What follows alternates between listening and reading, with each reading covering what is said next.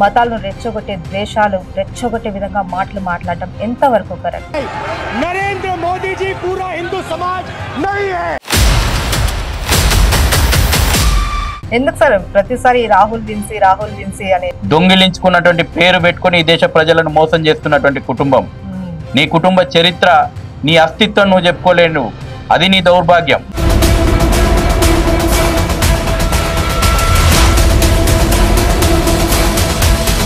రాజీవ్ గాంధీ బయట కంట్రీకి వెళ్ళి కూడా అక్కడ కూడా హిందువులు ఈ మతోన్మాదులు అని చెప్పేసి అక్కడ ఒక వ్యాఖ్యానించడం అన్నది మన దేశ గౌరవాన్ని మనమే ఇక్కడ కూల్చేసుకుంటాం. నిర్లజ్జగా, నిస్సిగ్గుగా, నిస్సంకోచంగా రామ మందిరాన్ని వ్యతిరేకించిండ్రు.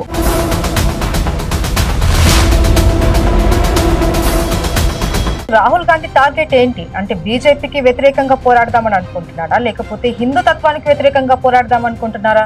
దురదృష్టం, రాహుల్ గాంధీ ఎజెండా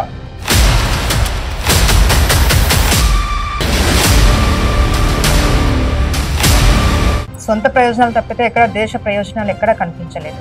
ఈ జాతి యావత్తును ఏకతాటిపైకి నడిపించినటువంటి వందే మాతరాన్ని వద్దన్నది ఈ కుటుంబము, నిషేధించింది ఈ కుటుంబం.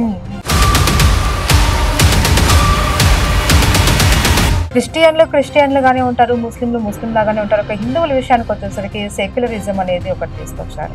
సో ఇది ఎంతవరకు మనకు మైనస్ అంటారు?